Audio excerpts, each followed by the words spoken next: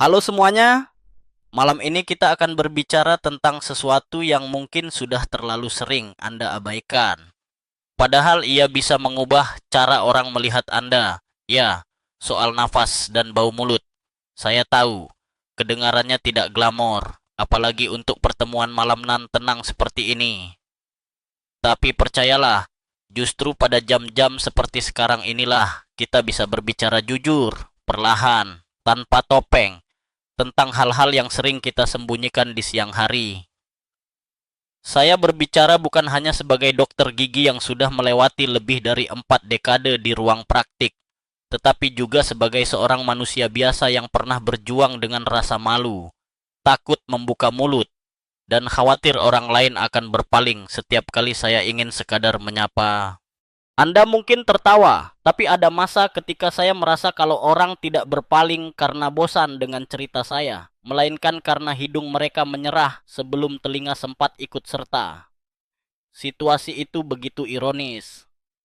Saya, seorang dokter gigi yang setiap hari membantu orang lain mengatasi bau mulut, tetapi justru terjebak dalam masalah yang sama.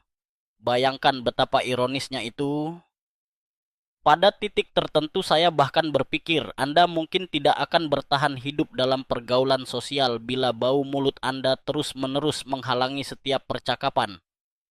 Terdengar dramatis, tentu saja, tapi tidak berlebihan, karena rasa pengasingan yang muncul akibat hal itu bisa sama tajamnya dengan pisau. Jadi, sebelum Anda merasa nyaman, luangkan waktu untuk menyukai video ini dan berlangganan, tapi hanya jika Anda benar-benar menyukai apa yang saya lakukan di sini. Ini semacam kontrak sosial kita. Saya berbagi pengalaman yang kadang memalukan, dan Anda menunjukkan dukungan kalau memang itu menyentuh diri Anda. Saya juga ingin tahu lokasi Anda dan jam berapa sekarang ketika Anda mendengarkan suara saya ini. Sejujurnya, membaca komentar seseorang dari Pontianak jam 2 dini hari atau dari Surabaya saat hujan deras selalu membuat saya merasa kita semua terhubung secara diam-diam melalui kepulan cerita. Sekarang, matikan lampu. Mungkin nyalakan kipas untuk suara lembut. Dan mari kita mulai perjalanan kita malam ini. Pertama-tama, bayangkan sebuah pagi. Saya bangun dari ranjang di usia yang sudah melewati tanda 70 tahun. Tubuh masih kuat, walau sendi sesekali protes, dan saya menatap wajah saya sendiri di kaca kamar mandi. Namun yang lebih dulu menyapa saya bukan pantulan mata, melainkan bau yang menguar dari napas sendiri. Itu bukan aroma kopi segar, bukan juga wangi sabun. Itu adalah campuran getir, asam, dan sesuatu yang mengingatkan pada telur yang disimpan terlalu lama, tidak persis busuk, tapi cukup untuk membuat hidung ingin kabur. Saya terdiam sejenak, lalu tergelak pahit. Inikah hadiah ulang tahunku yang ke-74? Perasaan malu semakin dalam tatkala saya harus kembali ke klinik. Pasien-pasien saya sering duduk begitu dekat, dan saya bisa melihat cara mereka menahan napas singkat saat saya berbicara. Apa mereka sadar? Tentu saja. Apa mereka sopan? Sangat. Tetapi rasa bersalah dalam diri saya jauh lebih besar daripada semua senyum ramah yang mereka berikan. Pada siang hari, saya mulai mengatur jarak sedikit lebih jauh. Seakan-akan kursi kerja saya adalah perisai. Bayangkan betapa ironisnya, di ruangan itu, saya adalah dokter, tapi juga pasien rahasia. Ada satu peristiwa kebijaksanaan yang masih saya ingat jelas. Seorang pasien lansia usianya di atas 80 pernah berkata pada saya sambil bercanda, "Dok, yang penting bukan hanya gigi kuat, tapi napas manis. Biar cucu-cucu mau nempel." Saya tertawa saat itu, tapi dalam hati saya merasa kalimatnya seperti petir. Ya, betul sekali. Kebijaksanaan orang tua datang dari pengalaman sederhana. Kita tidak hidup hanya dengan organ sehat. Kita hidup agar bisa berdekatan dengan orang lain tanpa rasa canggung. Malam-malam setelah itu saya mencoba menggali kebiasaan saya sendiri. Apa yang salah? Saya tidak merokok, tidak minum alkohol keras. dan makanan sehari-hari terkontrol, tapi bau itu tetap datang, seolah tak kenal kompromi. Dalam sebuah jurnal medis, saya membaca sesuatu tentang bakteri anaerob di rongga mulut yang menghasilkan senyawa sulfur volatil, PSCs. Kata mereka, penyebab utama bau mulut kronis. Tapi, kenapa pada saya lebih parah di waktu tertentu, khususnya sore dan malam? Pertanyaan ini seperti teka-teki yang terus mengganggu saya, bahkan lebih meresahkan daripada sudoku yang tidak pernah selesai. Sebelum saya melanjutkan cerita, izinkan saya sisipkan sebuah fakta aneh. Di Jepang ada istilah khusus, Kensei Sho, yang artinya kurang lebih sindrom ketakutan akan bau mulut. Seringkali penderitanya tidak benar-benar memiliki bau buruk, tapi pikiran mereka membuatnya nyata. Lucu, bukan? Tapi juga tragis. Karena otak kita kadang bekerja seperti mesin karaoke yang menyebalkan, memperbesar suara fals, walau cuma sedikit. Saya sempat berpikir mungkin saya pun terjebak dalam sindrom itu. Tapi setiap kali saya melihat tatapan cepat orang lain atau mereka tiba-tiba meraih minuman di tengah percakapan saya tahu ini bukan semata halusinasi.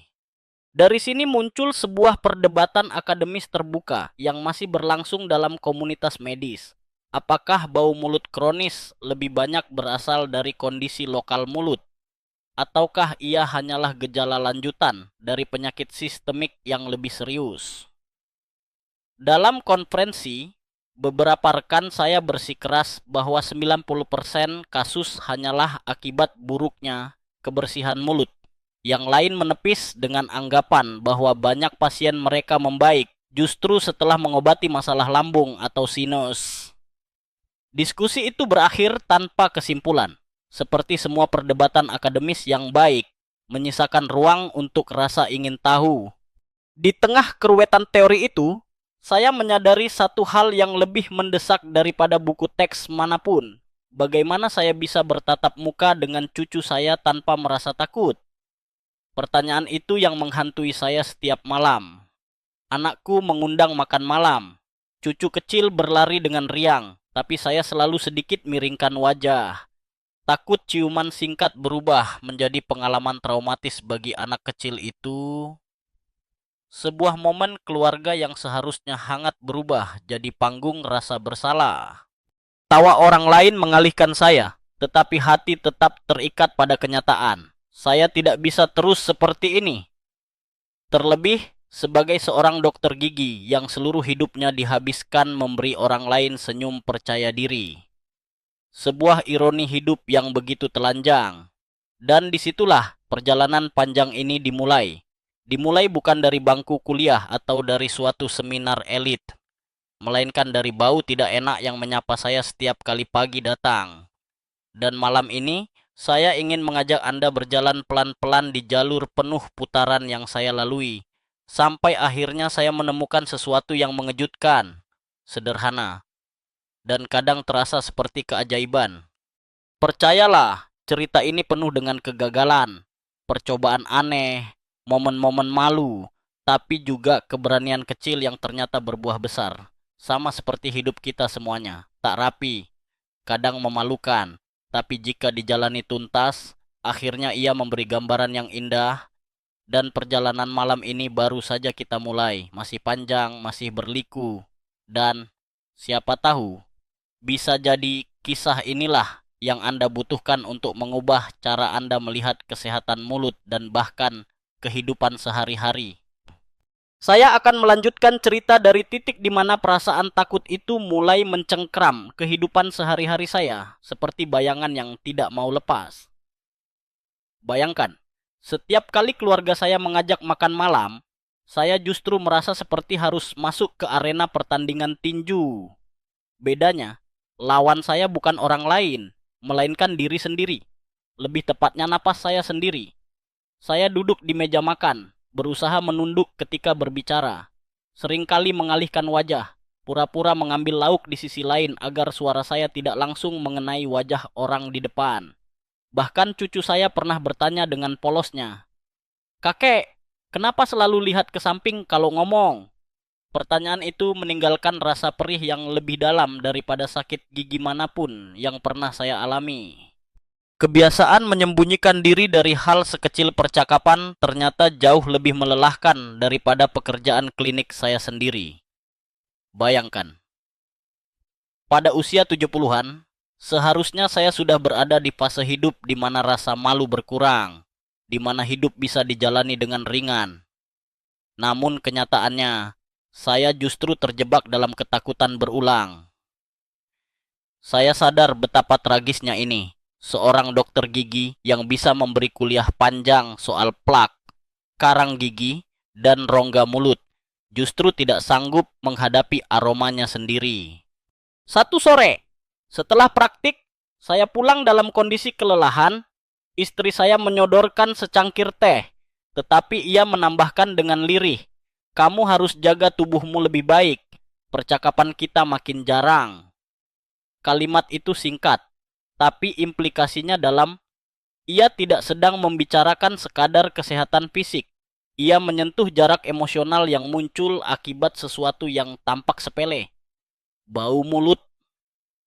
Dari situ saya sadar, masalah ini bukan hanya soal mulut, melainkan soal bagaimana kita terhubung dengan orang yang kita sayangi. Dalam situasi ini, ada peristiwa kebijaksanaan dari seorang kawan lama, sesama dokter, yang berkata, di usia kita, jangan menunda hal-hal kecil, karena justru disitulah letak kebahagiaan. Saat itu saya masih sibuk menyalahkan usia dan kondisi tubuh, namun ucapannya mengingatkan bahwa kebahagiaan keluarga sehari-hari seperti makan bersama tanpa rasa was-was adalah inti dari kenikmatan hidup. Anehnya, kebijaksanaan itu muncul sambil ia mengeluh tentang lutut yang sering macet. Tahu-tahu kami tertawa bersama, karena ternyata kita semua punya bagian tubuh yang ingin ikut berdemonstrasi ketika umur bertambah. Tinggal masalahnya bagian mana yang lebih berisik. Saya mulai mencari jawaban, meski kadang terjebak pada hal-hal aneh. Misalnya, saya mencoba meminum air lemon setiap pagi karena sebuah majalah kesehatan berkata, asam sitrat bisa membunuh bakteri. Hasilnya, bukannya hilang, malah gigi saya lebih cepat terasa ngilu. Sungguh eksperimen yang membuat saya merasa seperti laboratorium berjalan. Fakta aneh lain, saya menemukan sebuah artikel yang mengatakan bahwa beberapa orang percaya menggantung bawang merah di dalam kamar bisa menghalau aura buruk sekaligus bau mulut. Saya tidak tahu siapa yang menulis ini, tapi bisa Anda bayangkan betapa marahnya istri saya ketika kamar tidur kami benar-benar wangi bawang. Padahal bukan karena masakan enak di dapur. Hal-hal aneh itu membuat saya menyadari betapa luasnya dunia mitos di sekitar kesehatan mulut. Banyak orang menempuh jalan pintas, dari obat kumur beraroma ekstrim sampai permen rasa mentol yang lebih mirip parfum daripada makanan. Namun, hasilnya hanya menutupi bau untuk sementara, seperti menutup kebocoran atap rumah dengan payung kecil. Hujan bisa reda sebentar, tapi masalah utamanya tetap menunggu. Di sisi lain, ada perdebatan akademis yang cukup serius tentang waktu paling kritis bagi bau mulut, mau. Beberapa penelitian menunjukkan bahwa bau mulut terburuk muncul pada pagi hari akibat penurunan produksi air liur. Sedangkan penelitian lain menyatakan waktu sore justru lebih parah karena residu makanan sudah terurai lebih lama. Diskusi ini membuat saya merenung. Kalau teori bisa berdebat, apa kabar saya yang mengalaminya setiap hari? Rasanya saya sudah mengalami dua-duanya. Jadi kalau ada perlombaan siapa napasnya paling buruk di dua momen itu, mungkin saya bisa meraih medali ganda. Tentu saja saya berusaha menjaga kebersihan. Sikat gigi 3 kali sehari, benang gigi, bahkan gosok lidah. Namun, tetap saja rasa tidak nyaman itu kembali. Hal yang paling menyakitkan bukanlah komentar orang lain, karena jarang ada yang berani bicara blak-blakan, tetapi isyarat halus. Orang perlahan memutar tubuh, menutup mulut dengan tangan, atau mencondongkan bahu untuk menjauh. Bahasa tubuh tidak pernah bohong, dan bagi saya itu seperti cermin sosial yang kejam. Suatu saat saya menghadiri reuni teman-teman lama, ada tawa keras, cerita nostalgia, dan riuh gelas beradu. Namun saya mendapati diri saya duduk agak ke sudut, hanya memberi komentar pendek agar tidak harus berbicara panjang. Tiba-tiba, seorang teman lama menepuk pundak saya sambil berkata, "Hei, dulu kamu paling cerewet. Sekarang kenapa pendiam?" Saya hanya menyeringai kaku, tidak berani menjawab jujur bahwa mulut saya adalah alasan saya diam. Saat itu saya benar-benar merasa dipenjara oleh sesuatu yang tidak terlihat, tetapi nyata. Dalam perjalanan pulang dari reuni itu, saya berpikir seberapa lama lagi saya harus mengorbankan percakapan, emosi, tawa. Hanya karena masalah ini, rasanya seperti merelakan halaman hidup saya tercuri sedikit demi sedikit. Dan disitulah, meski awalnya penuh rasa malu, saya mulai menyalakan lampu penyelidikan. Saya memutuskan untuk tidak lagi sekadar menutupinya, tetapi mencari penyebab mendasar. Seakan saya adalah detektif bau mulut di kisah thriller kehidupan saya sendiri. Saya tidak ingin anak cucu mengenang saya sebagai kakek yang selalu berbicara sambil menoleh. Saya ingin dikenal sebagai kakek yang penuh cerita lucu, yang bisa dekat dan hangat tanpa pembatas tak kasat mata. Maka, dengan beban malu sekaligus tekad menguat, saya pun melangkah ke babak baru, mencari titik balik yang bisa mengubah perjalanan saya. Dan percayalah, titik balik itu datang pada saat yang paling tak terduga, dengan aroma yang lebih tajam daripada penderitaan itu sendiri. Momen titik balik itu datang bukan melalui seminar mewah atau artikel ilmiah terbaru, melainkan melalui sebuah pagi yang tampak biasa saja. Saya berdiri di depan cermin kamar mandi, menggenggam sikat gigi seperti biasa, dan mulai menyikat dengan gerakan yang sudah ribuan kali saya ulang. Tapi hari itu, bau yang terlepas dari mulut saya terasa begitu menusuk. Entah mengapa, kepekatan aromanya berbeda, lebih tajam, lebih kontras. Saya tertegun. Sebagai dokter gigi dengan pengalaman puluhan tahun, saya seharusnya memahami anatomi dan kebiasaan kondisi mulut lebih baik daripada orang awam. Namun saat itu, seakan semua buku kedokteran gigi, kuliah, dan konferensi yang saya hadiri berubah menjadi kertas kosong. Saya tersadar, apa yang saya tahu selama ini mungkin tidak cukup. Rasanya seperti menerima surat tilang dari kehidupan, padahal saya merasa sudah menyetir dengan sopan. Dan seperti semua surat tilang, tanggapan pertama saya adalah marah dan menyangkal. Tapi kemudian perlahan muncul kesadaran. Baiklah, ada sesuatu yang benar-benar saya lewatkan selama ini. Itu adalah titik nol baru saya. Dalam kondisi gamang itu, saya mencoba mengingat momen kebijaksanaan dari masa muda saya. Ada seorang profesor senior di fakultas dulu yang pernah berkata, "Bila pengetahuanmu membuatmu sombong, berarti pengetahuanmu belum benar-benar teruji. Pengetahuan sejati membuatmu rendah hati." Kata-kata itu pada akhirnya datang menghantam saya pada usia lebih dari 70. Saya yang sering merasa telah tahu segalanya tentang gigi dan mulut, ternyata tidak cerdas menghadapi masalah sendiri. Merendahkan kepala saya berarti membuka diri pada hal-hal yang sebelumnya saya abaikan. Dari situ, muncullah keinginan untuk kembali menjadi murid. Bukan murid formal di kelas, melainkan murid dari kehidupan sehari-hari. Murid bagi hal-hal yang mungkin dianggap orang lain sepele bahkan kuno. Dan lucunya, pencarian saya menuju pintu baru ini bermula dari satu percakapan ringan dengan seorang peternak lebah, lebah. Saya masih ingat, seorang pasien saya bercerita bahwa suaminya memiliki hobi beternak lebah di pekarangan rumah mereka. Saya tersenyum mendengar ceritanya dan tertarik, lalu iseng-iseng bertanya lebih banyak. Dari cerita sederhana itu, terbitlah sebuah keinginan. Kenapa tidak saya lihat sendiri bagaimana kehidupan lebah? Mungkin ada sesuatu di sana. Saya tahu kedengarannya aneh. Dokter gigi berpengalaman mengunjungi peternak lebah untuk mencari jalan keluar bau mulutnya sendiri. Tapi hidup kadang memang punya selera humor. Ketika pertama kali masuk ke area peternakan lebah itu, indera saya langsung diserbu. Ada aroma madu yang manis, bercampur dengan udara hangat dan dengung 1000 sayap kecil. Rasanya seperti berada dalam paduan suara alam yang tidak ada notasinya, namun teratur. Saya memperhatikan para lebah keluar masuk dengan penuh disiplin. Masing-masing tampak tahu tujuannya. Yang memukau adalah bagaimana setiap sarang itu tetap bersih dan steril meskipun kondisinya sempurna untuk berkembangnya kuman, hangat, lembab, dan penuh gula. Sebagai dokter gigi, kondisi seperti itu seharusnya menjadi surga bakteri. Tapi yang terjadi justru sebaliknya. Lebah menjaga sarang mereka sebersih ruang operasi. Fakta aneh kan? Tempat berkumpulnya ribuan serangga justru lebih steril daripada meja operasi rumah sakit.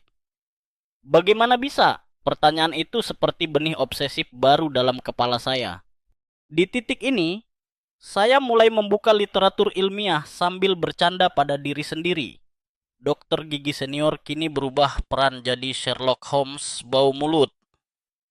Saya menemukan istilah propolis, resin alami yang lebah kumpulkan dari kulit pohon. Lalu mereka campur dengan enzim mereka sendiri. Gabungan itu berubah jadi penyegel sarang lebah yang merangkap sebagai bahan antibakteri, anti jamur, dan antivirus. Saya berpikir, oke, mungkin inilah yang saya cari. Ada teman saya yang skeptis, berkata, jangan terlalu jauh. Itu cuma bahan herbal.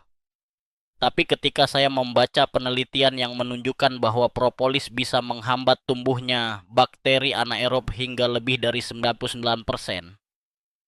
saya merasa seperti menemukan petunjuk baru di tengah hutan gelap. Dalam dunia kedokteran yang selalu mencari bukti, angka sebesar itu bukan main-main. Namun tentu saja titik balik nyata bukan sekadar membaca angka. Saat itu saya meneteskan setetes kecil propolis ke pasta gigi saya sendiri. Tetap dengan rasa ragu. Malam pertama terasa pahit. Jujur saja, saya bahkan sempat bercanda kepada istri saya. Kalau mulutku tidak juga sembuh, setidaknya kita bisa membuka perusahaan madu dan menjual produk pelegat tenggorokan baru. Humor kecil semacam itu menjadi pereda tegang. Dan esok paginya, sesuatu berbeda. Mulut saya terasa lebih bersih, tidak begitu lengket. Bukan keajaiban besar, namun cukup membuat saya duduk terdiam sejenak di kursi kamar mandi. Saya melakukan hal itu beberapa hari berturut-turut, dan perlahan, saya mulai percaya. Apakah ini awal dari jawaban yang saya cari selama puluhan tahun? Dalam percakapan akademis, tentu saja sulit menyebut sesuatu sebagai jawaban final. Ilmu medis selalu membuka kemungkinan baru. Tapi, pengalaman pribadi punya kekuatan lain. Ia tidak berdebat. Ia hanya membuktikan lewat rasa yang nyata. Bau mulut saya berangsur berkurang. Dan keyakinan saya bahwa ada titik balik mengejutkan meningkat. Ada satu anekdot lucu terkait masa awal percobaan saya ini. Suatu malam, cucu saya memeluk leher saya sebelum tidur. Biasanya, ia akan cepat berpaling sambil meringis. Namun malam itu ia justru berkata, "Kakek wangi seperti permen madu." Saya mendengar itu dengan perasaan campur aduk, antara ingin tertawa karena ada branding baru, dan ingin menangis karena itu tanda nyata perubahan. Tentu, penemuan titik balik tidak berarti perjuangan langsung selesai. Tetapi saat itulah saya benar-benar mengerti ilmu pengetahuan tidak berhenti pada buku. Kadang ia bersembunyi dalam alam, menunggu orang yang cukup sabar untuk menengoknya. Dan lebah, dengan segala kerendahan hatinya, menjadi guru baru bagi saya di usia tua. Benarlah perkataan profesor lama itu. Pengetahuan sejati membuatmu rendah hati. Saya yang dulu begitu yakin hanya teknologi modern bisa membantu. Kini belajar hormat pada serangga kecil yang pekerjaannya meneteskan madu. tidak lebih tinggi dari ibu jari. Dan dari situlah perjalanan menuju penemuan metode yang saya gunakan sekarang dimulai.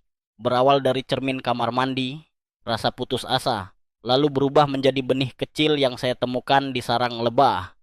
Pencarian saya semakin serius setelah pertemuan pertama dengan lebah dan dunia kecil mereka yang ajaib. Bayangkan saya, seorang dokter gigi senior, yang biasanya sibuk dengan peralatan logam mengilat, masker steril, dan aroma antiseptik. Kini betah berlama-lama mengamati kotak kayu yang berisi ribuan serangga berdengung.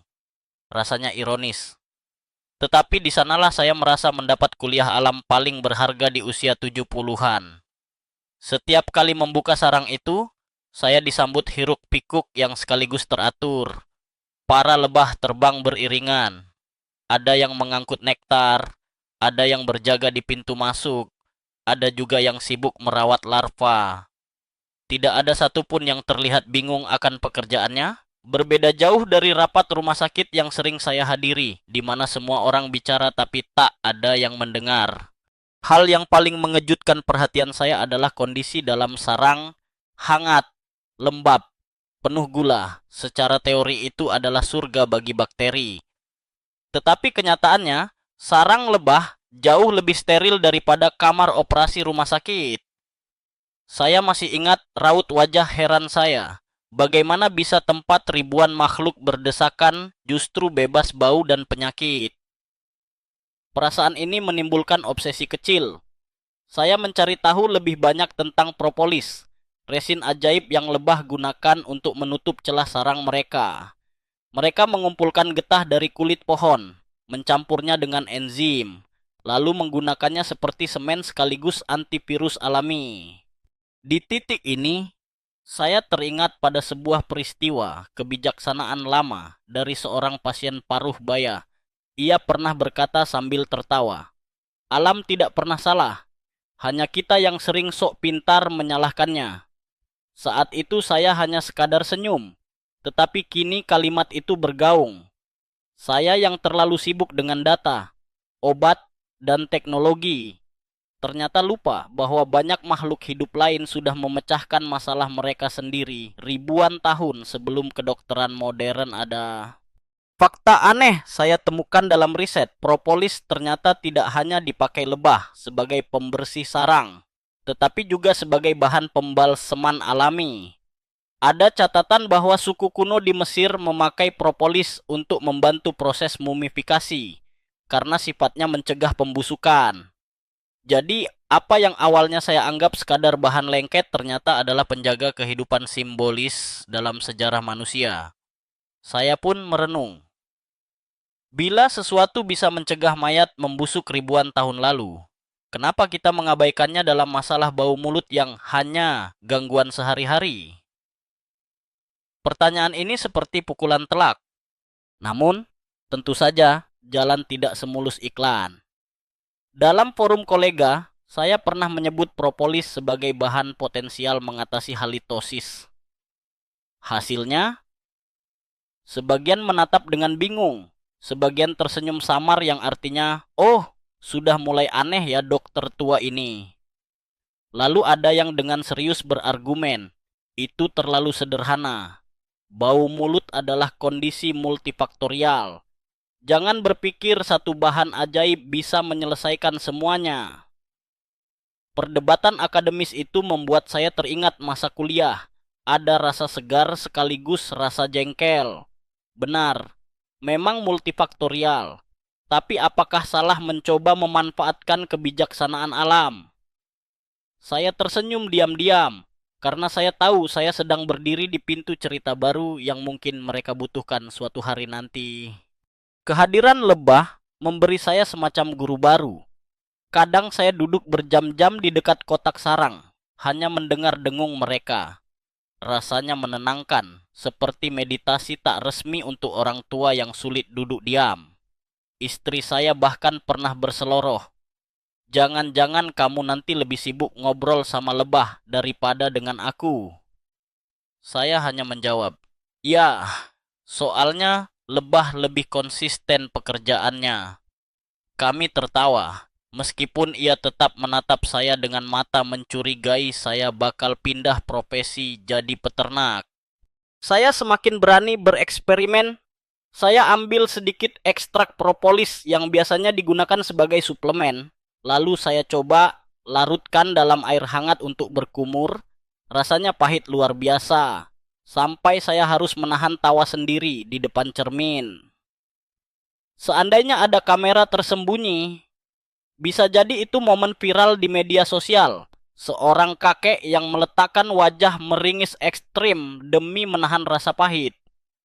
Tapi yang mengejutkan, sesudahnya mulut terasa segar lebih lama daripada kumur dengan cairan komersial. Bahkan ada sensasi lembut menempel di gusi. Seolah-olah ada lapisan pelindung yang halus.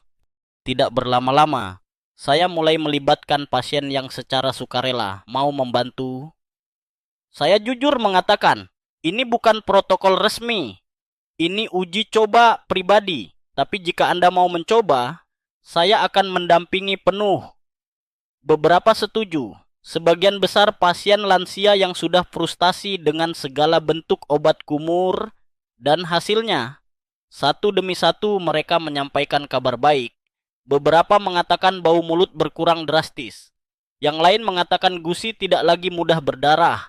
Ada bahkan yang berkata istrinya, untuk pertama kali setelah 20 tahun, mau kembali duduk berdekatan menonton televisi.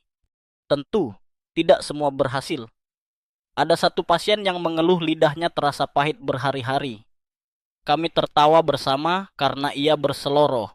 Dok, pahitnya seperti mantan pacar yang bilang cinta tapi nikahnya sama orang lain. Saya belajar banyak dari momen itu. Dosis adalah kunci. Terlalu banyak justru menimbulkan efek samping. Terlalu sedikit tidak terasa faedahnya. Maka saya pun mulai bereksperimen mencari takaran ideal. Yang menarik, semakin saya belajar dari lebah, semakin saya merasa ada kebijaksanaan tertulis rapat di dunia kecil mereka. Tidak ada yang berlebihan. Setiap tetes resin dikumpulkan secukupnya. Setiap ruang sarang ditutup rapat sesuai kebutuhan. Lebah tidak pernah overacting. Berbeda dengan kita manusia yang sering menggunakan obat berlebihan lalu bingung dengan efek sampingnya.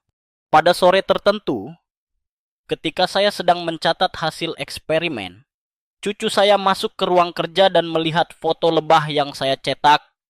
Dia bertanya polos, "Kakek, lebah itu dokter gigi juga ya?" Saya hampir jatuh tertawa mendengar pertanyaan itu. Tapi kemudian saya sadar, dalam arti tertentu jawabannya iya. Lebah telah mengajari saya lebih banyak tentang kebersihan mulut daripada 20 jurnal yang menumpuk di rak. Sejak itulah saya tahu, saya menemukan rahasia alam yang nyata, bukan mitos. Perjalanan saya memang belum selesai, karena mencari cara paling praktis untuk menggunakan propolis masih panjang. Tetapi titik ini menandai babak baru, bahwa solusi bisa lahir dari tempat paling tidak terduga, dari serangga kecil yang biasanya kita jauhi agar tidak disengat. Dan dalam keheningan mendengar dengung mereka, saya merasa saya tidak lagi sendirian dalam perjuangan bau mulut ini. Lebah, dalam cara mereka, sedang memandu saya. Setelah menemukan rahasia kecil dalam sarang lebah, dunia saya berubah menjadi laboratorium raksasa.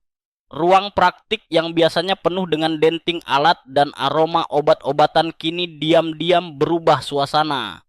Seperti arena eksperimen para alkemis jadul.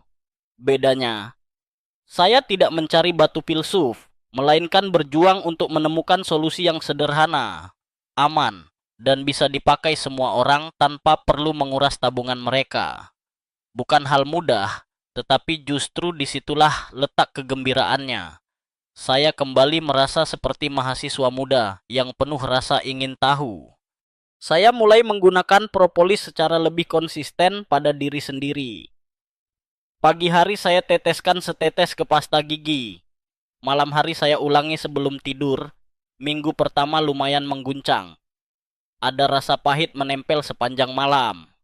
Jujur saja, saya sempat punya pikiran jenaka. Kalau suatu saat saya mimpi dikerubungi lebah, Mungkin itu bukan karena mimpi, melainkan lidah saya protes pada rasa pahit ini. Namun, kejutannya datang pada hari kelima. Saya bangun pagi-pagi, bergegas ke kamar mandi, dan menyadari tidak ada lagi lapisan lengket menjijikan yang biasanya menyambut saya. Aroma telur busuk khas hidrogen sulfida yang selalu menghantui tiba-tiba jauh berkurang. Saya bahkan mendekatkan wajah ke kaca, membisikkan sesuatu, lalu menunggu efeknya pada diri saya sendiri. Hah, ternyata tidak buruk. Itu momen kecil yang saya rayakan dengan minum teh hangat lebih bersemangat daripada biasanya. Lalu saya mencoba memperluas eksperimen ini kepada pasien. Awalnya 3 orang yang sudah lelah gonta-ganti obat kumur dan pasta gigi mahal. Saya sampaikan pada mereka materi, saya punya cara yang tidak ada di brosur. Jika Anda mau mencoba. Mereka setuju. Kemungkinan besar karena lelah berputar di jalan buntu. Saya memberi instruksi sederhana. Pasta gigi biasa. Tambahkan 1 tetes propolis. Gunakan sebelum tidur. Hasilnya luar biasa cepat. Pasien pertama kembali setelah seminggu dengan wajah berbinar. Berkata istrinya sampai bertanya apakah ia pakai parfum mulut baru. Pasien kedua lebih unik. Ia bercerita bahwa sudah seminggu lidahnya tidak berlapis putih. Pasien ketiga, seorang pria berusia 75 tahun, berkata cucunya mau duduk lebih dekat ketika menonton film bersama. Saya hampir menitikkan air mata mendengar cerita sederhana itu, karena tahu betapa dalamnya artinya. Tapi jangan kira semuanya berjalan mulus. Ada satu percobaan aneh yang sekarang saya tertawakan. Saat itu saya berpikir, kalau 1 tetes bagus, 2 pasti lebih baik. Maka saya mencoba 2 tetes penuh. Apa yang terjadi? Rasa pahit membakar hampir seluruh rongga mulut. Saya mencoba tidur, tapi malah gelisah. Esok pagi, gusi saya justru sedikit merah, tanda iritasi. Dari pengalaman konyol itu, saya belajar bahwa terkadang lebih tidak berarti lebih baik. Sungguh pengalaman yang membuat saya berkata pada pasien, ingatlah, proporsional itu kuncinya, jangan tamak. Bahkan dalam hal kesehatan, kebijaksanaan usia tua juga muncul dari sini. Saya sadar betapa sering kita melupakan keseimbangan. Terlalu banyak menenggak vitamin, terlalu banyak mencuci tangan dengan antiseptik, sampai terlalu banyak obat kumur yang justru membuat mulut kering. Hidup, ternyata, bukan tentang menambahkan semakin banyak, melainkan tentang menemukan titik yang pas. Itu pelajaran berharga yang nyaris saya lupakan sampai lidah saya protes keras. Ada pula informasi aneh lain yang saya temukan dalam pencarian. Ternyata, beberapa komunitas lebah suka menutup bangkai serangga yang mati di dalam sarang dengan lapisan propolis tebal, sehingga bangkai itu tidak membusuk sama sekali. Saya tertegun membaca itu.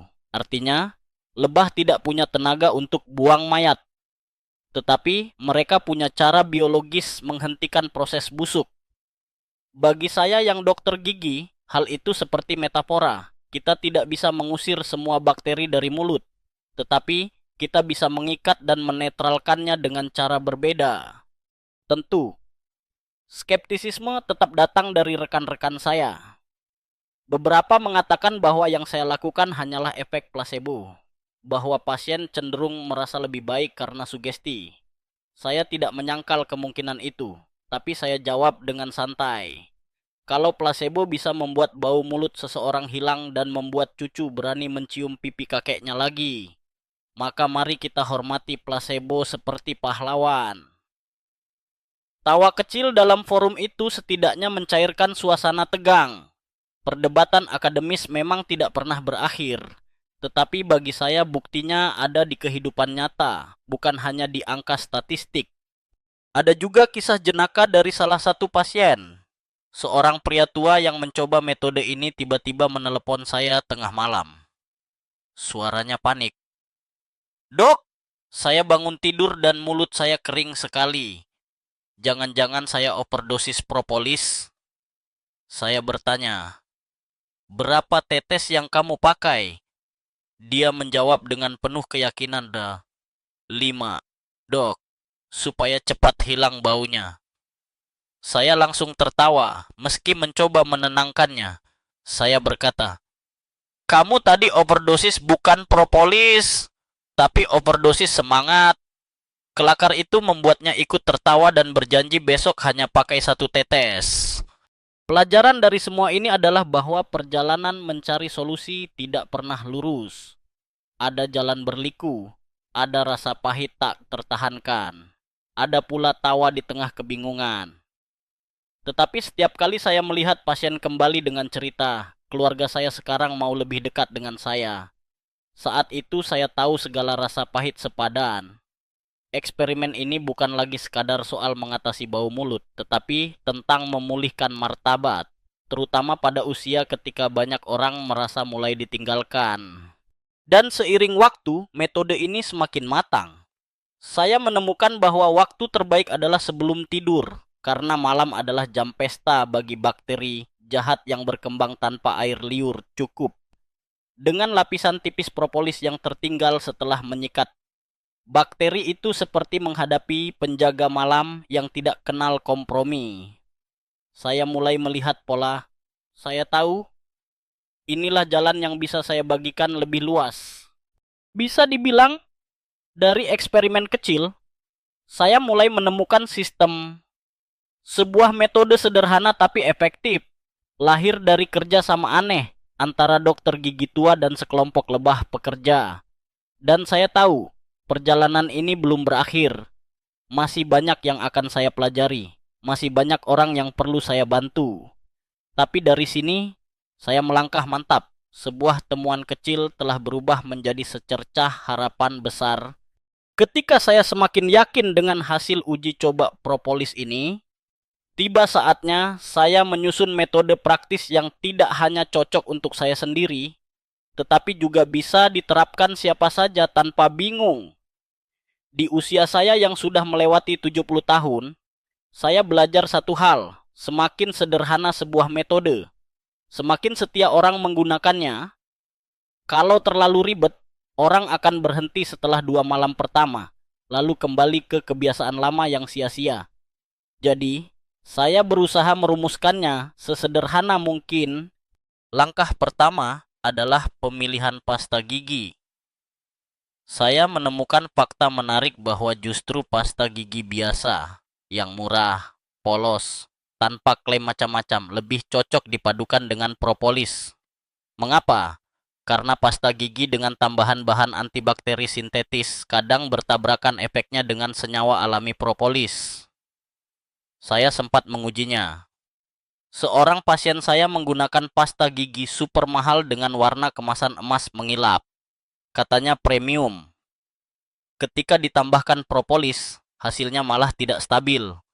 Rasanya seperti melihat opera besar dengan 2 penyanyi utama yang rebutan spotlight. Hasilnya justru chaos. Dari situ saya simpulkan, kadang justru yang sederhana adalah jawaban. Nah, cara praktisnya seperti ini. Setelah makan malam, beri waktu minimal 2 jam.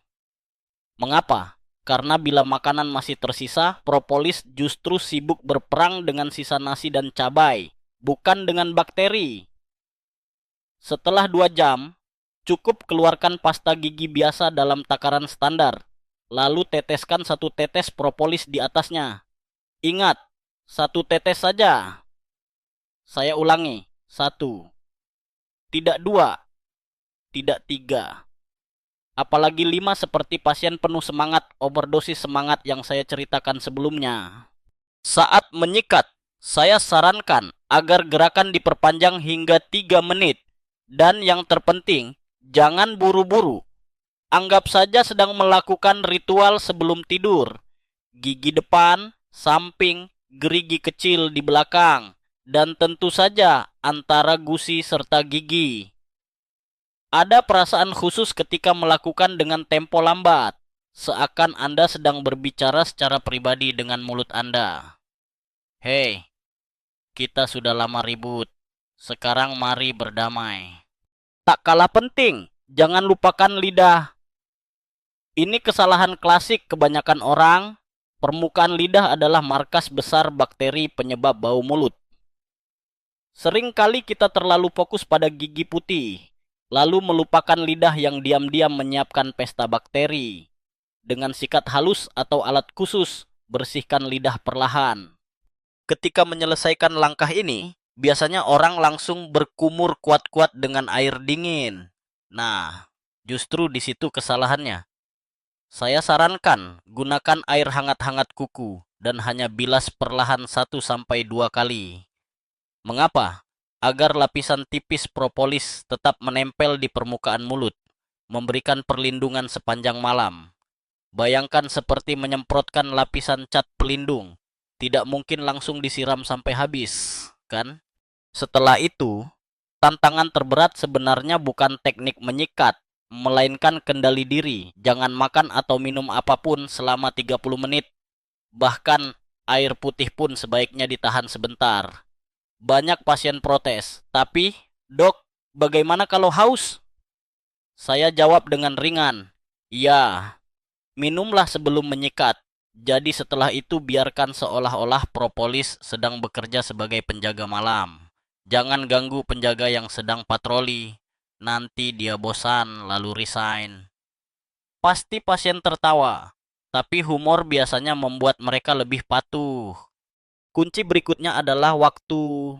Jangan lakukan terlalu awal, misalnya habis maghrib langsung menyikat dan pakai propolis. Mengapa? Karena Anda mungkin masih ingin ngemil pisang goreng atau segelas susu hangat 2 jam kemudian. Sebaliknya, jangan juga dilakukan tepat saat mata sudah 5 watt diranjang, karena bisa ketiduran tanpa benar-benar menyempurnakan langkah-langkahnya. Waktu terbaik, sekitar 30 menit sebelum benar-benar tidur. Begitu konsisten dilakukan, hasilnya terasa nyata dalam hitungan hari. Banyak pasien melaporkan ketika bangun pagi, mulut terasa bersih, bukan berlapis film lengket seperti biasanya. Beberapa bahkan mengaku keluarganya langsung menyadari perubahan. Lucu juga, kadang keluarga jadi detektif mendadak. Ada yang berbeda darimu belakangan ini. Apa rahasianya? Saya juga menerapkan variasi metode untuk kondisi khusus. Misalnya pasien dengan mulut kering parah.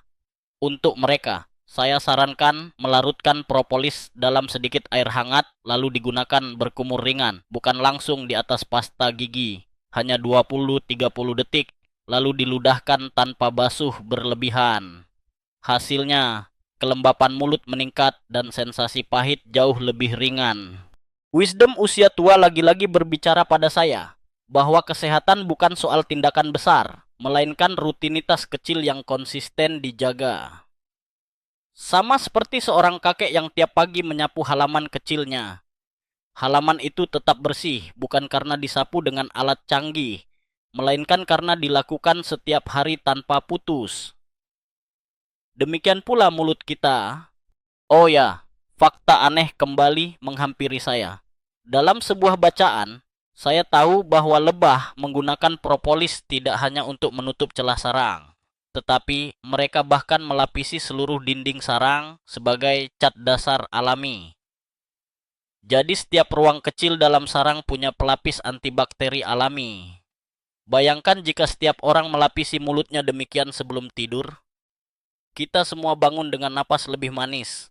Mungkin percakapan pagi di dapur akan jauh lebih menyenangkan. Tentu masih banyak yang memperdebatkan apakah ini benar-benar solusi ajaib.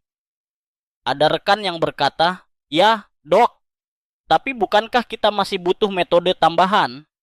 Saya jawab, tentu. Tidak ada metode tunggal yang menyelamatkan seluruh dunia. Namun bila satu tetes bisa memperbaiki 70% masalahmu, bukankah itu patut dicoba? Perdebatan ini tidak akan pernah sepenuhnya selesai.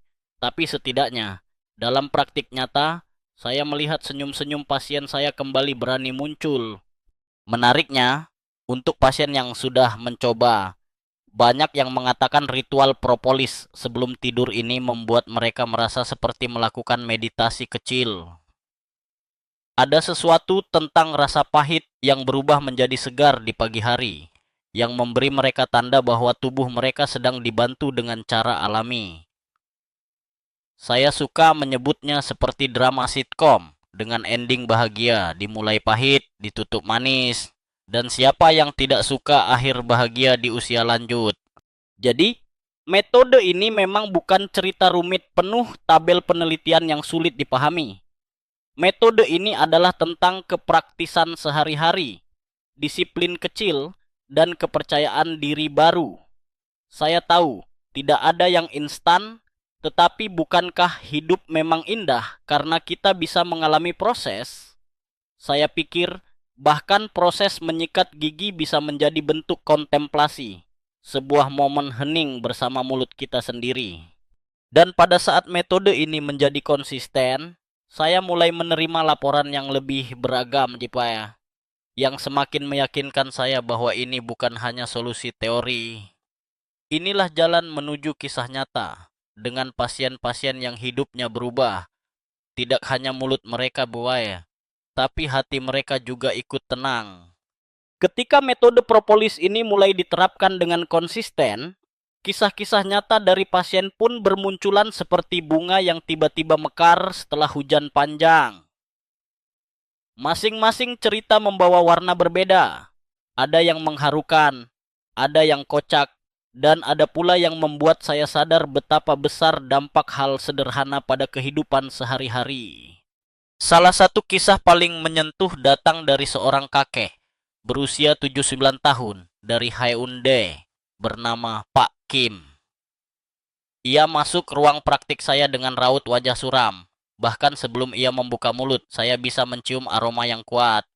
Selama pemeriksaan, ia terus menutupi mulut dengan tangan.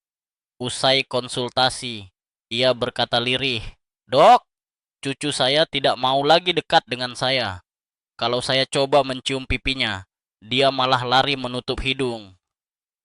Kata-kata sederhana itu menusuk hati saya lebih dalam daripada keluhan medis lainnya. Saya lalu memberinya instruksi lengkap dengan metode propolis. 5 hari kemudian, ia menelepon saya dengan suara bergetar. Bukan karena sakit, melainkan karena kegembiraan. "Dok, saya mencium cucu saya pagi ini. Dia tidak lari, dia malah tersenyum." Saya menutup telepon, lalu duduk termenung, menyadari bahwa terkadang satu tetes kecil bisa memperbaiki jembatan keluarga yang hampir runtuh. Lain halnya dengan kisah Bu Park dari Gangnam, berusia 74 tahun. Ia datang bersama suaminya dengan suara pelan. Ia berkata bahwa ia menderita bau mulut sejak muda. Bahkan selama lebih dari 50 tahun, ia tidak pernah merasa bebas. Suaminya hanya mengangguk sambil tersenyum getir. Mereka bercerita bahwa sepanjang pernikahan, mereka tidak pernah benar-benar bisa berciuman dengan lega. Betapa perihnya separuh abad hidup bersama tetapi ditahan oleh jarak beberapa sentimeter karena bau mulut yang tidak terkendali. Dengan sedikit ragu, mereka mencoba mengikuti metode saya. Minggu pertama sudah ada kemajuan, tapi puncaknya ada di minggu ketiga. Saat mereka kembali ke praktik saya sambil berpegangan tangan. Sang suami dengan malu-malu berkata, "Dok, akhirnya saya bisa mencium istri saya lagi. Setelah 50 tahun.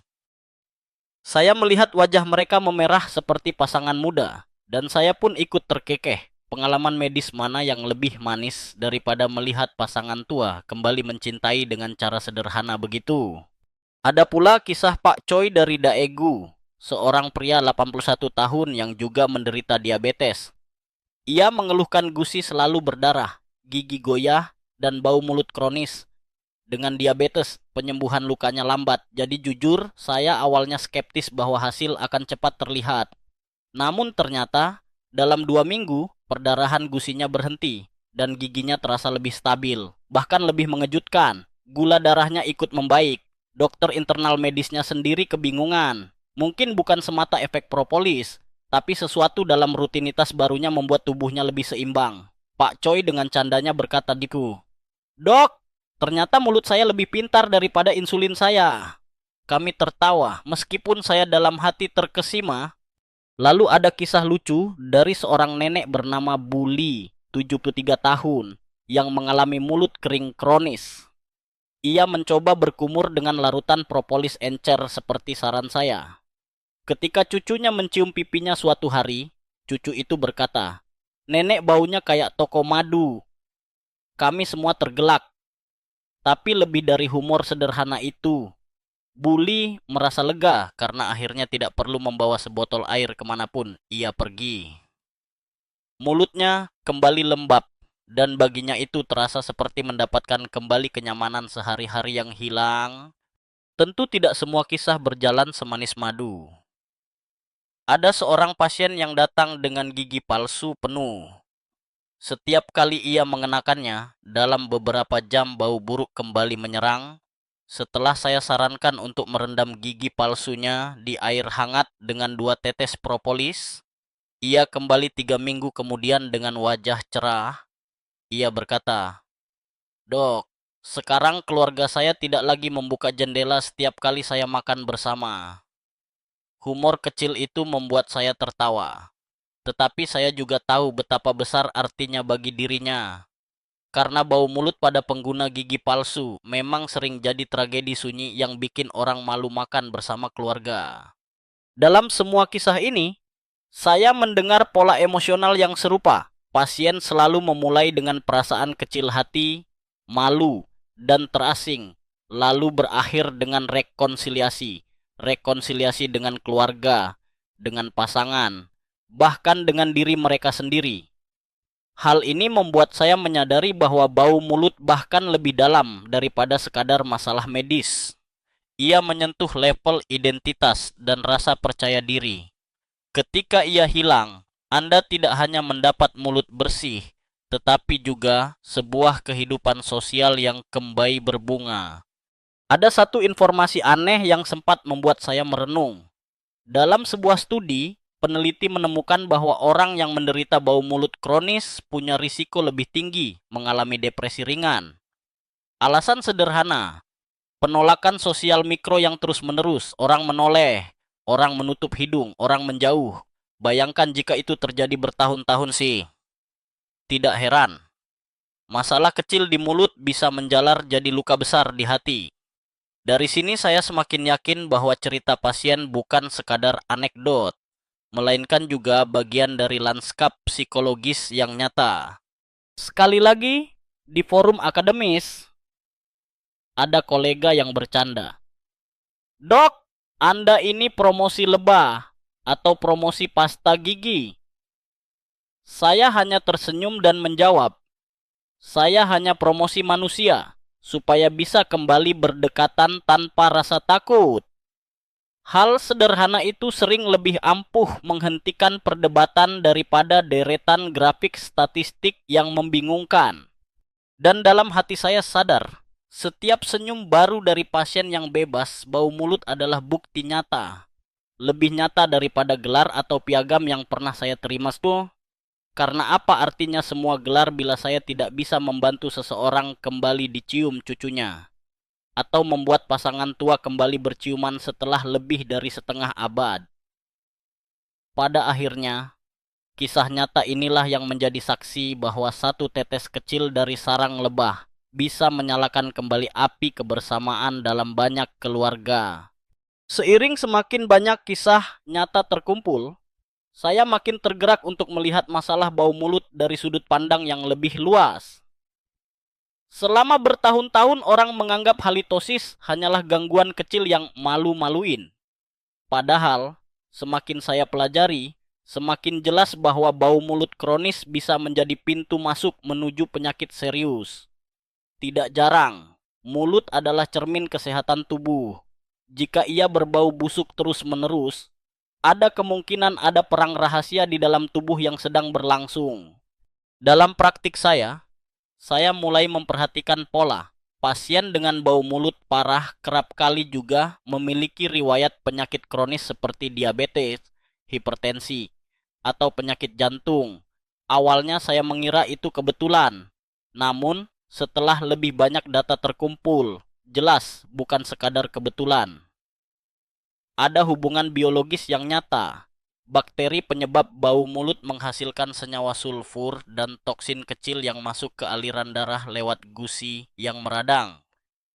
Bayangkan zat beracun kecil itu sebagai tamu tak diundang yang naik taksi gratis melalui pembuluh darah, lalu mampir ke jantung, otak, bahkan pankreas. Fakta mengejutkan saya temukan dalam sebuah jurnal kardiologi. Orang dengan bau mulut berat punya risiko 7 kali lipat lebih besar terkena serangan jantung dibandingkan orang dengan napas segar. Angka ini awalnya membuat saya mengernyit. Benarkah hanya bau mulut bisa mengganggu jantung? Tetapi penjelasannya masuk akal. Bakteri dari mulut memicu peradangan sistemik merusak dinding pembuluh darah, lalu mempercepat pembentukan plak aterosklerosis. Tiba-tiba, sesuatu yang dulu dianggap memalukan dalam pergaulan ternyata punya konsekuensi medis mematikan. Saya ingat sebuah peristiwa kebijaksanaan yang membuat saya terdiam lama. Seorang pasien saya pernah mengalami gejala stroke ringan, mulut mencong, bicara pelo, tangan lemah. Dokter saraf saat itu tidak menemukan sebab yang jelas, tetapi ketika saya memeriksa mulutnya, gusinya sangat meradang dan bau menyengat luar biasa. Saat itulah saya sadar, bisa jadi racun kecil dari mulutnya sudah lama bermigrasi ke pembuluh darah otaknya. Tidak ada yang bisa membuktikan 100% memang itu penyebabnya. Tapi setelah ia menjalani terapi perawatan mulut lebih sungguh-sungguh, perbaikan kesehatannya signifikan. Itu semacam tamparan lembut bagi saya. Jangan pernah meremehkan peradangan kecil di mulut, ia bisa menjadi mata rantai dalam bencana lebih besar. Seiring usia bertambah, risiko ini makin meningkat. Kenapa? Karena produksi air liur menurun drastis. Pada usia 65 tahun, produksi saliva kita hanya sekitar setengah dari saat muda. Air liur sebenarnya adalah pembersih alami yang penuh enzim penyembuh. Saat jumlahnya berkurang, mulut bagaikan kota tanpa polisi malam, penjahat bakteri berkeliaran, merampok ketenangan, membawa kabar buruk ke tubuh. Itulah sebabnya 85% orang lanjut usia mengalami penyakit gusi sedang hingga berat. Di sini saya temukan informasi aneh lain yang membuat saya tersenyum getir.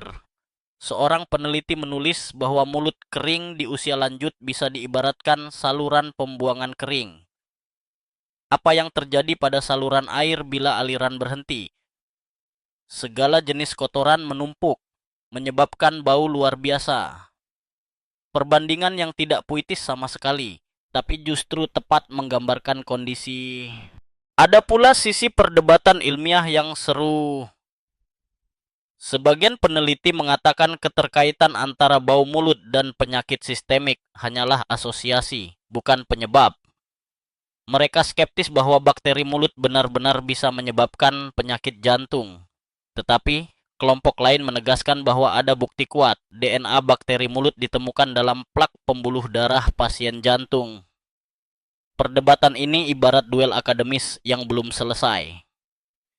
Saya pribadi berpandangan terbuka. Mungkin benar bahwa bau mulut bukan satu-satunya dalang, tetapi ia jelas bukan penonton pasif. Ia ikut bermain di panggung penyakit besar. Dalam sesi konsultasi, pasien sering terkejut mendengar penjelasan ini. Salah seorang ibu berkata, "Jadi bau mulut saya bisa bikin saya kena penyakit jantung?" Saya tersenyum kecil dan menjawab, "Ya, bisa. Tapi kabar baiknya, kalau kita rawat mulut Anda, kita bukan hanya menyegarkan napas, tapi juga membantu melindungi jantung." Jawaban itu membuat matanya berbinar, seakan ia baru menemukan pintu harapan di tengah keputusasaan. Humor pun tetap hadir di sela keseriusan ini.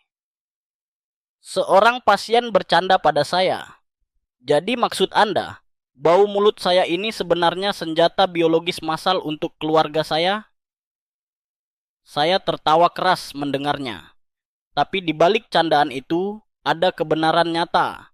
Udara yang kita hembuskan setiap hari memang membawa pesan kesehatan yang dalam, baik atau buruk.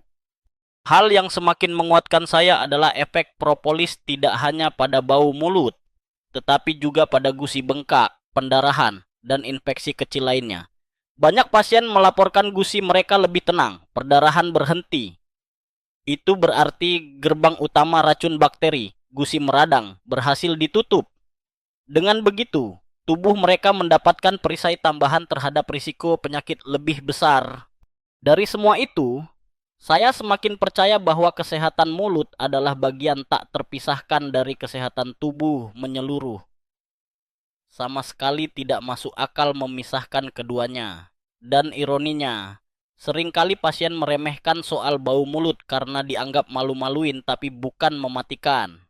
Padahal kenyataannya, bisa jadi justru disitulah bom waktu kecil meletakkan detonatornya. Bagi saya, berbicara tentang halitosis bukan hanya tentang napas segar, melainkan juga tentang kualitas hidup, hubungan keluarga, dan bahkan peluang kita menjalani usia tua dengan damai. Bukankah lebih indah menghabiskan sore bersama cucu tanpa harus khawatir napas kita membuat mereka memalingkan wajah? Bukankah lebih menyehatkan jantung bila kita bisa berbicara bebas tanpa beban rasa malu? Karena itulah, saya semakin giat menyampaikan pesan ini dimanapun ada kesempatan. Saya tidak ingin orang lain mengulangi kesalahan saya, menunggu terlalu lama sampai masalah kecil berubah jadi ancaman besar. Dari sarang lebah yang sederhana sampai ruang praktik saya, benang merahnya sama, dibutuhkan perhatian konsisten terhadap hal kecil, agar kita bisa mencegah musibah besar.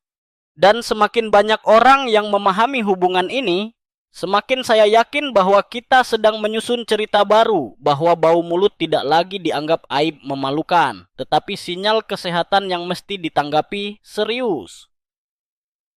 Seperti lampu indikator di dashboard mobil, ketika menyala, jangan hanya menutupinya dengan plester, tetapi segera periksa mesin, karena hidup kita lebih berharga daripada menahan malu sesaat. Seiring metode ini makin menyebar dari mulut ke mulut. Ironisnya, dalam arti yang justru positif, saya mulai melihat betapa banyak variasi kondisi pasien yang membutuhkan penyesuaian. Tidak semua orang bisa melakukan praktik menyikat gigi 3 menit penuh dengan 1 tetes propolis sebelum tidur. Beberapa pasien punya masalah unik. Dan disinilah saya merasa benar-benar seperti seorang koki yang menyesuaikan resep dengan bahan yang ada di dapur masing-masing orang. Kasus pertama yang menarik adalah para pengguna gigi palsu. Mereka datang dengan keluhan klasik. Setiap kali memakai gigi palsu, setelah beberapa jam bau menyengat kembali muncul. Mereka sudah mencoba pembersih khusus, tablet effervescent, sampai merendam gigi palsu dalam larutan obat kumur alkohol. Hasilnya, kadang bau justru makin aneh. Perpaduan antara mint buatan dan aroma logam karatan. Saya lalu menyarankan uji coba sederhana. Rendam gigi palsu di air hangat semalaman. Tambahkan 2 tetes propolis murni tuh. Hasilnya mengejutkan. Esok paginya, gigi palsu yang biasanya berbau apek berubah netral. Bahkan cenderung harum samar madu. Pasien pun berseloroh, "Dok, sekarang gigi palsu saya lebih wangi daripada sprei baru." Humor mengalir, tetapi efeknya sangat nyata. Mereka bisa memakai gigi palsu seharian tanpa harus menutup mulut. Lalu ada pasien dengan mulut kering kronis, serostomia. Ini kondisi yang benar-benar menyiksa. Mereka merasa mulut seperti gurun pasir, berbicara terasa sulit, menelan pun susah, dan hasilnya bau mulut menjadi teman setia. Untuk mereka, menyikat gigi dengan propolis justru kadang menambah ketidaknyamanan, karena rasa pahitnya bertahan lama tanpa ada air liur yang mencairkannya. Jadi saya merancang pendekatan lain, larutan propolis encer untuk berkumur ringan 2 kali sehari. Cukup 20-30 detik lalu dibuang tanpa pembilasan berlebih. Dalam 1 minggu, banyak dari mereka melaporkan mulut jadi lebih lembab dan rasa keringnya berkurang. Beberapa bahkan mengaku tidur malam mereka lebih nyenyak karena tidak harus bangun untuk minum air berkali-kali. Saya tidak berhenti di situ. Ada pula pasien dengan penyakit Parkinson yang tangannya bergetar sehingga sulit untuk menggosok gigi dengan benar. Sungguh, ini tantangan emosional karena saya tahu mereka sudah berjuang keras dengan penyakitnya. Dalam kasus seperti itu, saya meminta bantuan keluarga Yinyu. Saya sarankan mereka menyiapkan kain kasa lembut, basahi dengan air hangat, lalu teteskan 1 tetes propolis. Dengan itu, anggota keluarga bisa membelai rongga mulut pasien dengan lembut setiap malam. Tidak perlu energi banyak, tidak ada gosokan keras, tapi hasilnya signifikan dalam hitungan minggu. Bau mulut berkurang drastis, dan pasien bisa berinteraksi lebih nyaman dengan keluarga Asa. Salah satu anak pasien sempat berkata pada saya, "Dok, sekarang saya bisa mencium ayah saya tanpa rasa bersalah." Itu adalah kalimat sederhana, tapi penuh makna mendalam. Saya juga menemukan kasus unik seorang nenek yang memiliki kebiasaan ngemil malam. Setiap jam 10 atau 11 malam, ia selalu membuka kulkas, mencari sepotong roti atau buah. Tentu saja ini membuat propolis yang dipakai sebelumnya kehilangan efek. Jadi saya menyarankan strategi kecil, jangan langsung sikat gigi setelah makan malam. Biarkan ia melakukan ritual ngemil malamnya. Baru sekitar setengah jam setelah itu, lakukan penyikatan dengan propolis, lalu langsung tidur. Dengan begitu, efeknya tetap optimal. Ia pun menepuk tangan saya sambil tertawa. "Dok, akhirnya saya bisa ngemil dan menjaga mulut saya sekaligus." Ada informasi aneh yang saya temukan dalam literatur ketika menyusun penyesuaian metode ini. Di beberapa budaya tradisional sih ya, propolis dipakai tidak hanya untuk mulut, tetapi juga untuk merawat luka pada telinga atau bahkan dipakai pada kuku yang retak ya. Membaca itu, saya sempat berpikir betapa serbagunanya zat kecil ini. Saya jadi merasa bahwa lebah sebenarnya apoteker tersembunyi terbaik yang dimiliki alam. Hanya saja manusia jarang sudi menaruh hormat pada serangga kecil yang sering dianggap gangguan.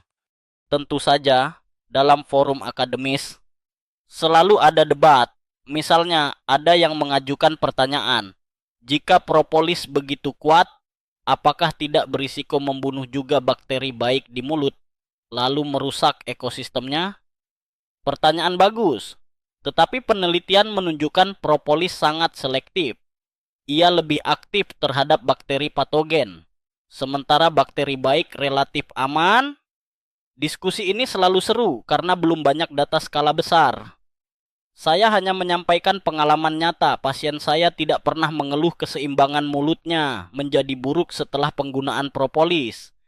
Justru sebaliknya, mulut terasa lebih stabil, Kispa, lebih nyaman situ. Jadi bagi saya, pengalaman praktis ini sudah jadi bukti awal yang patut dihormati. Dari penyesuaian-penyesuaian ini, saya belajar kebijaksanaan baru. Tidak ada resep universal untuk semua orang.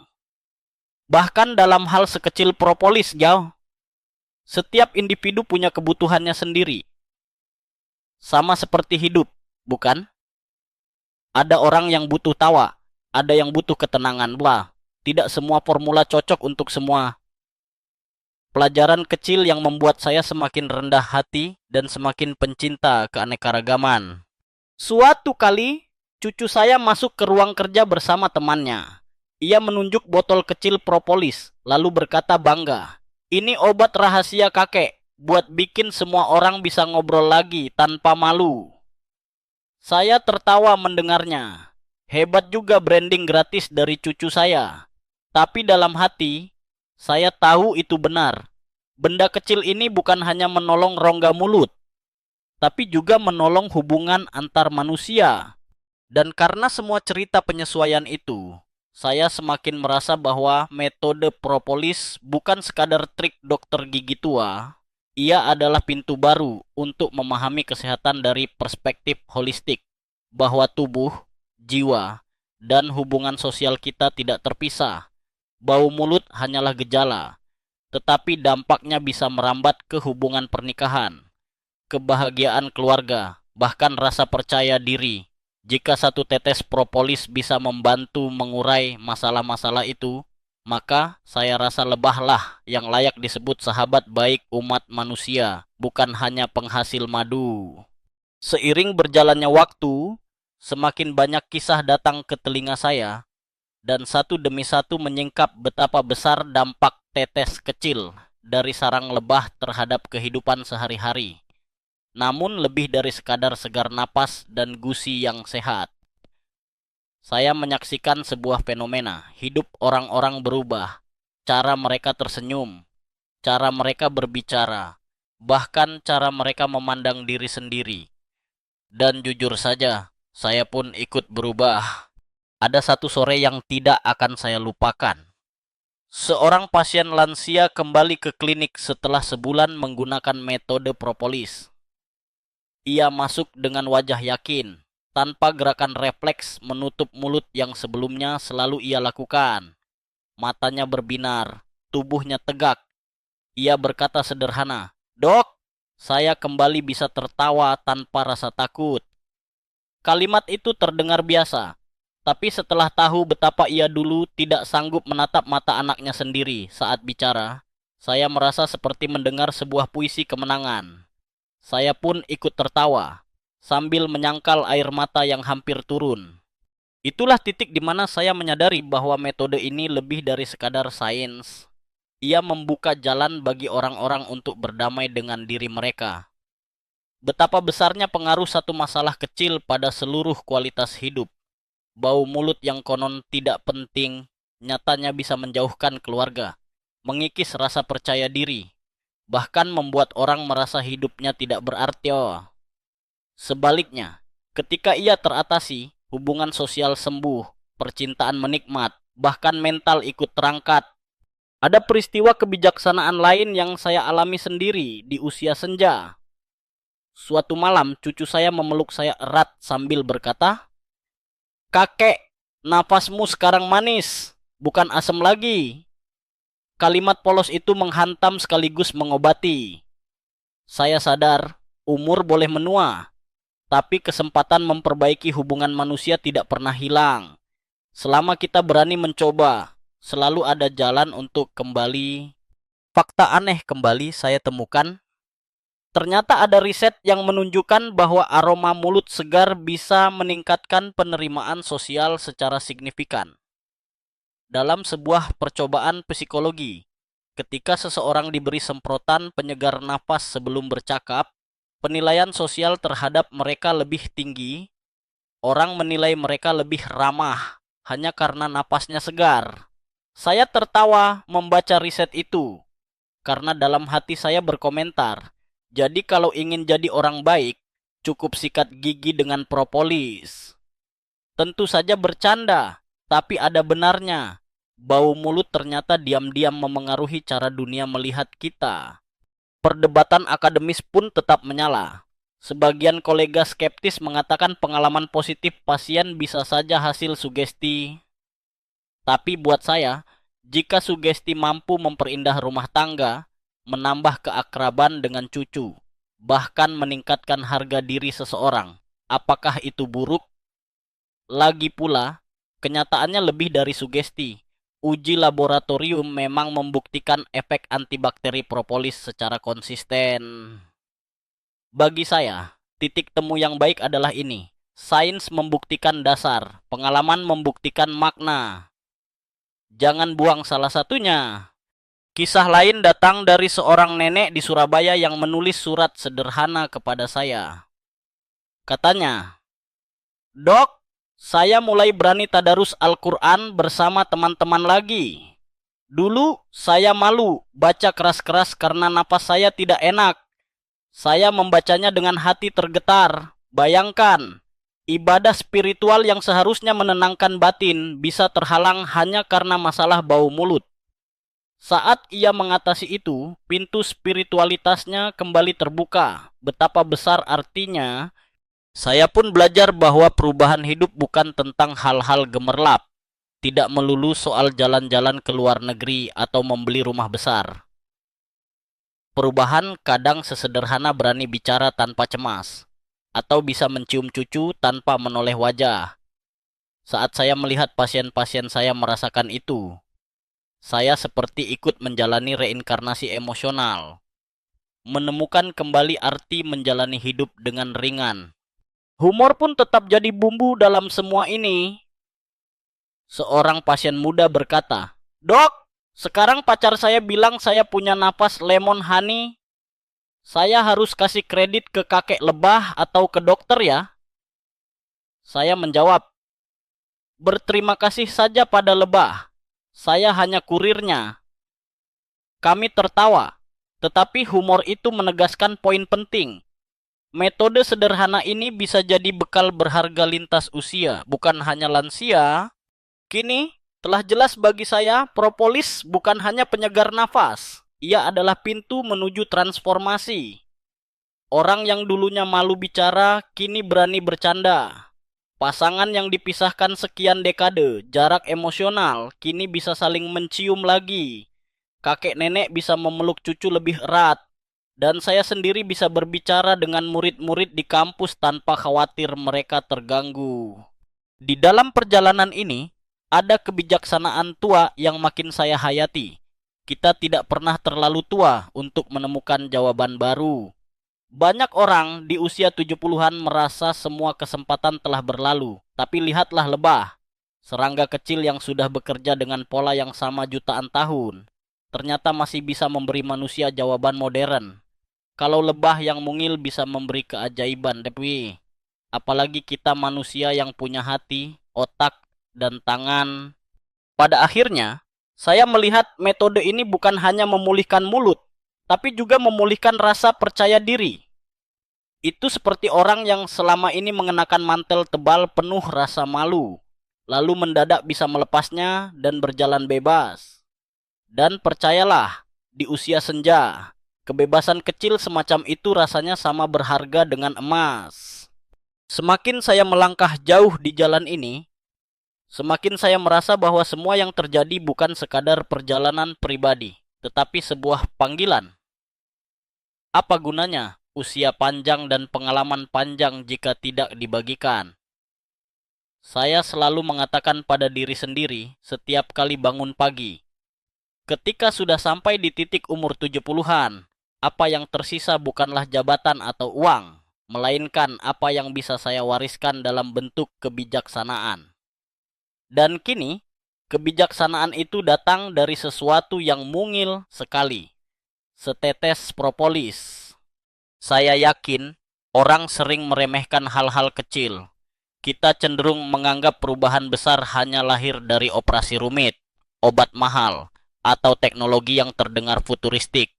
Padahal terkadang, rahasia itu justru terletak pada tetes kecil yang digunakan secara disiplin. Perubahan bukan tentang besar bentuknya, melainkan konsistensi langkah kita. Sama seperti bagaimana sungai mampu mengikis batu raksasa bukan dengan letupan keras, melainkan dengan tetes air yang terus jatuh tanpa henti. Di usia muda mungkin kita mencari solusi instan, tapi di usia tua saya belajar menghargai proses. Propolis ini bukan sulap yang membuat kita bangun langsung sempurna, tetapi siapapun yang sabar, dalam 2 minggu saja bisa merasakan lingkungan mulut yang jauh berbeda. Berat memang menunggu hari ke hari, tapi justru disitulah pelajaran hidupnya. Hal baik hadir bagi mereka yang mau bersetia. Saya selalu menekankan kepada pasien, jangan tergoda berhenti di tengah jalan. Banyak yang mencoba 3 hari, lalu berkata, "Ah, belum ada perubahan, saya bosan." Saya selalu menjawab dengan nada bercanda. Kalau Anda menikah 3 hari lalu, langsung minta cerai karena belum terasa bahagia, bagaimana mungkin Anda akan menemukan makna pernikahan? Candaan yang mengundang tawa itu biasanya membuat mereka kembali serius, karena mereka sadar, semua hubungan, termasuk hubungan dengan mulut sendiri, butuh kesabaran. Ada satu peristiwa kebijaksanaan dari pasien favorit saya, seorang nenek berusia 83 tahun. Ia datang dengan gaya ceria, sambil membawa bunga kecil dari halaman rumahnya. Setelah rutin mencoba cara ini sebulan penuh, ia berkata, "Dok, mulut saya sekarang bukan hanya segar, tapi hati saya juga kembali cerah. Saya baru sadar, Ternyata selama ini saya terlalu sibuk menutupi kekurangan daripada cara mengatasinya. Kalimat itu begitu lembut, tapi mengandung kebenaran besar. Terkadang kita habiskan tenaga menutup-nutupi masalah, padahal dengan sedikit keberanian, kita bisa menyelesaikannya. Fakta aneh kembali muncul dari riset yang saya temukan. Ternyata, propolis berisi lebih dari 300 senyawa aktif, sebagian besar flavonoid. Salah satu perannya adalah menghancurkan dinding sel bakteri jahat, membiarkannya kolaps, mirip benteng yang runtuh diterjang badai. Namun ajaibnya, sel-sel bakteri baik hampir tidak terganggu. Jadi propolis bekerja seperti pasukan elit dengan radar canggih yang hanya menyerang musuh, bukan rakyat sipil. Membaca hal itu, saya tersenyum geli. Bayangkan jika politik di dunia ini bisa seadil itu. Memilih lawan dengan tepat tanpa merugikan rakyat biasa, kita semua sudah hidup damai. Namun di kalangan akademisi, tentu saja, skeptisisme tetap eksis. Beberapa rekan berkata, kalau memang semudah itu, mengapa tidak ada di buku kuliah besar kedokteran gigi? Saya menjawab ringan, mungkin lebah belum sempat menulis buku teks. Humor ini membuat tawa kecil meletup, lalu hening reflektif. Sering kali kebenaran alam memang belum sempat diabadikan dalam buku. Bukan berarti ia tidak nyata. Saya ingin mendorong siapapun yang mendengarkan ini untuk berani mencoba, bersabar, dan disiplin. Ingat, bukan saya yang ajaib, bukan juga produk saya. Semua ini berawal dari alam, dari lebah yang jauh lebih rajin daripada kita. Tugas kita hanya meniru sedikit kerajinan mereka, Bu. Kalau lebah bisa terbang keluar masuk ribuan kali demi setetes madu, mengapa kita tidak bisa menyikat gigi 3 menit dengan tambahan satu tetes kecil untuk masa depan lebih sehat? Saat saya berbicara begini, saya tersenyum lebar mengingat bagaimana cucu saya menggambarkan botol propolis itu pada temannya. Ia bilang, kakek punya obat rahasia supaya semua orang bisa tersenyum lagi. Sebuah kalimat polos, tapi persis menggambarkan inti pesan saya. Senyum bukan hanya otot wajah yang bergerak. Senyum adalah sinyal pada orang lain bahwa kita terbuka, aman, dan siap berhubungan. Jika satu tetes bisa membuat itu kembali tanpa rasa malu, maka siapa yang sanggup menghargainya dengan angka? Singkatnya, metode ini telah memberi saya pembelajaran bahwa kesehatan mulut bukan sekadar urusan klinis. Ia adalah simbol keintiman manusia. Ia memengaruhi keluarga, pernikahan, hubungan sosial, bahkan spiritualitas. Jadi jangan pernah menganggap remeh. Jaga mulutmu, bukan sekadar demi gigi putih, melainkan demi kehidupan utuh yang kembali penuh makna. Dan satu tetes kecil dari lebah bisa menjadi pintu ke arah sana. Malam ini, ketika saya duduk di ruang kerja dengan cahaya lampu redup, saya merasakan bahwa perjalanan panjang saya dari kamar mandi beraroma pahit hingga peternakan lebah yang berdengung pelan telah membawa saya pada sebuah kesimpulan sederhana. Konsistensi kecil bisa mengubah hidup seseorang. Setiap kisah yang saya ceritakan pada Anda tadi bukan sekadar rangkaian anekdot medis. Itu adalah bukti bahwa satu langkah kecil, satu tetes kecil bisa memulihkan bukan hanya mulut, tapi juga hati, hubungan, dan rasa percaya diri. Saya sering ditanya, apa resep akhir dari semua ini? Saya tidak pernah menjawab dengan angka absolut atau janji manis. Sebab esensi dari metode ini bukan hanya soal formula, melainkan kesetiaan pada rutinitas. Orang yang bersungguh-sungguh dalam hitungan hari hingga minggu akan merasakan perbedaan yang nyata. Tetapi seperti semua hal berharga lainnya dalam hidup, Anda tidak boleh menyerah sebelum waktunya. Ada kebijaksanaan tua yang ingin saya tinggalkan malam ini. Jangan pernah memandang enteng hal-hal kecil. Usia saya sendiri adalah bukti bahwa kita tidak pernah terlalu tua untuk melakukan koreksi. Bahkan setelah 4 dekade bekerja dengan gigi orang lain, saya masih bisa belajar dari makhluk kecil bernama lebah. Itu menumbuhkan kerendahan hati di usia senja dan rasa kagum bahwa alam selalu lebih pintar daripada kita. Saya juga teringat satu fakta aneh dalam sarang lebah. Jika ada seekor tikus yang mati masuk ke dalam, lebah tidak mungkin bisa menyeret bangkainya keluar. Jadi apa yang mereka lakukan? Mereka melapisi tubuh itu dengan propolis, mengawetkannya sehingga tidak menimbulkan busuk. Membayangkan itu membuat saya merenung. Kalau lebah bisa mengubah bangkai busuk menjadi benda netral, apa yang menghalangi kita menggunakan kebijaksanaan alam itu untuk mengubah halitosis menjadi napas segar? Kehidupan memang penuh paradoks kecil yang lucu. Saya tahu ada yang masih menunggu bukti klinis lebih besar, ada yang akan terus berdebat di ruang akademis. Tetapi bagi saya, bukti terbesar adalah senyum pasien, suara cucu yang memanggil tanpa ragu, atau pasangan yang akhirnya bisa berciuman lagi setelah puluhan tahun. Semua itu terlalu nyata untuk disangkal. Sekarang, sebelum saya menutup malam, saya mengajak Anda untuk merefleksikan perjalanan kita barusan. Dari perasaan malu hingga keajaiban lebah, dari perdebatan klinis hingga tawa pasien. Semuanya mengalun seperti lagu panjang kehidupan. Dan bagian terbaiknya adalah Anda juga bisa berjalan di jalur ini. Tidak perlu alat rumit, tidak perlu modal besar, cuy. Hanya disiplin kecil dan keberanian mencoba. Bayangkan esok hari, Anda bangun tanpa lapisan lengket di lidah.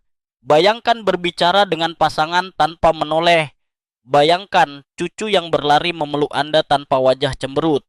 Semua itu bukan fantasi, melainkan hadiah dari kesetiaan.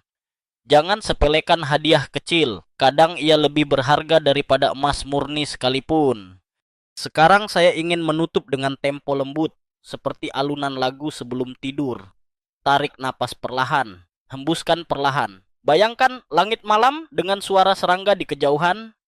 Ingatlah lebah, bekerja siang dan malam, tanpa lelah, tanpa pamrih, hanya demi setetes manis. Mari belajar dari mereka. Kita tidak perlu menaklukkan seluruh dunia, cukup menaklukkan satu kebiasaan kecil, dan dunia di sekitar kita akan ikut berubah. Jangan takut, jangan malu. Mulai malam ini, bawa rasa penasaran Anda ke kamar mandi, ke sikat gigi Anda, ke botol kecil propolis itu.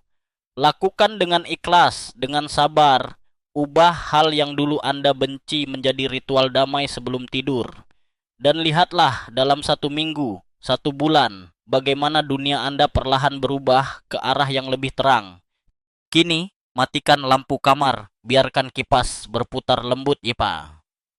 Dan resapilah ketenangan yang menyelimuti tubuh Anda. Biarkan kata-kata ini perlahan mereda, seperti dengung lebah yang menjauh. Percayalah pada kebijaksanaan alam dan kesabaran diri sendiri.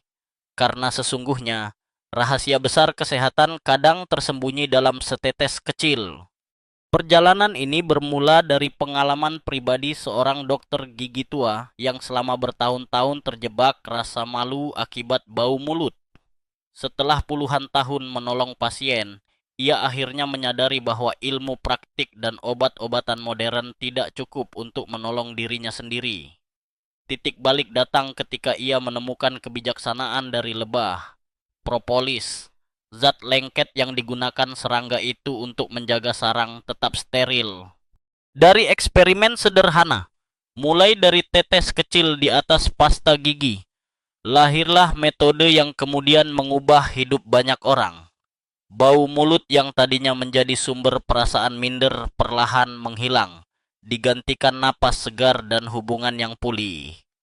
Kisah-kisah pasien memperlihatkan keajaiban nyata seorang cucu yang akhirnya berani memeluk kakeknya kembali, pasangan lansia yang bisa berciuman lagi setelah puluhan tahun, hingga pasien dengan gigi palsu yang akhirnya bisa makan bersama tanpa membuat keluarga terganggu. Lebih jauh, bau mulut ternyata bukan sekadar soal malu sosial. Ia berhubungan erat dengan risiko penyakit serius, penyakit jantung, diabetes, stroke. Dengan menjaga mulut tetap sehat, tubuh juga ikut aman dari perjalanan liar, racun bakteri ke dalam darah.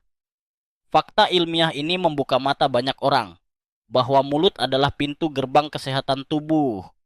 Inti pesan yang dibawakan jelas. Perubahan besar sering dimulai dari langkah kecil. Satu tetes, satu kebiasaan konsisten, mampu menghadirkan transformasi lebih luas daripada yang dibayangkan. Propolis hanyalah medium, tetapi disiplin, kesabaran, dan keberanian mencoba adalah roh sesungguhnya dari metode ini. Akhirnya, pelajaran terbesar adalah bahwa kita tidak pernah terlalu tua untuk belajar, mencoba, dan berubah. Seperti lebah yang tak bosan bekerja, kita pun bisa terus memperbarui diri. Hingga di usia senja sekalipun, kehidupan masih menyajikan senyum baru.